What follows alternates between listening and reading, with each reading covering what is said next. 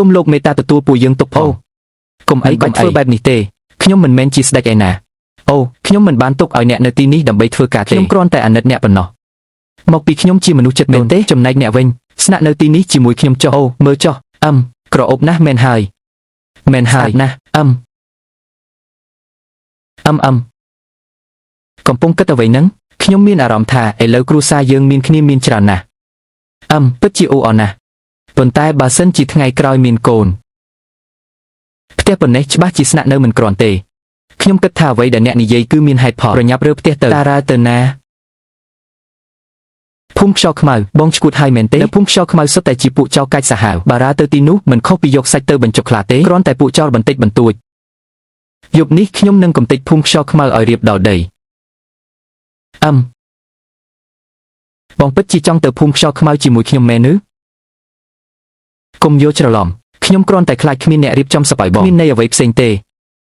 ប៉ុន្តែតើបងពិតជាមានជំនឿចិត្តថានឹងកម្ចាត់ពួកវាបានមែនទេចាំបន្តិចទៀតដឹងហើយ30ម៉ែត្រខាងមុខមានសត្រូវ2នាក់កំពុងយាមតាជៀនតើបងនិយាយមែនទេហេតុអ្វីខ្ញុំមើលមិនឃើញអញ្ចឹងចាំមើលទៅខ្ញុំនឹងបាញ់ពួកវាទាំងពីរឲ្យធ្លាក់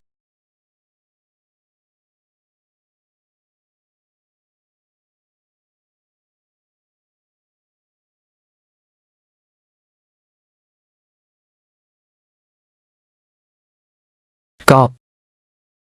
រួចរាល់ទៅតើកណ្ដាស់ហេប៉ាជេបងឈួតហើយមែនទេនៅជុំវិញនេះមិនដឹងថាមានសត្រូវផ្សេងទៀតប្រសិនបើត្រូវខ្មាន់ធ្នូរបស់ពួកវាបាញ់ត្រូវបងតើគិតយ៉ាងម៉េចឬមួយក៏បងចង់ឲ្យអូនខ្លាចជាស្រីមេម៉ាយវ៉ាវបំណងរបស់អូនទីបំផុតក៏រៀបការជាមួយខ្ញុំដែរប្រហែលជាអញ្ចឹងដូច្នេះអ្នកត្រូវថែរក្សារាងកាយខ្លួនឯងឲ្យល្អប្រសិនបើអ្នកខ្លាចជាជនពិការខ្ញុំមិនរៀបការជាមួយអ្នកទេទោះស្នេហារបស់យ៉ាន់វ៉ាស៊ុងបូក1វឌ្ឍនភាពបច្ចុប្បន្នគឺ98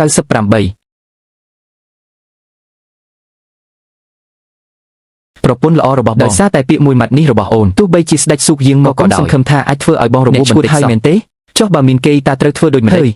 កុំបារម្ភអីពេលនេះក្នុងរង្វង់50ម៉ែត្រជុំវិញនេះគ្មានសត្រូវផ្សេងទៀតទេហេតុអ្វីបានជាអ្នកដឹងបន្តិចទៀតនឹងដឹងហើយម្យ៉ាងវិញទៀតបងប្រកាសជាមិនយកជីវិតអូនមកលេងសាច់ឡើយចម្លែកណាស់ហេតុអ្វីបានជាខ្ញុំជឿជាក់លើគាត់ខ្លាំងម្ល៉េះ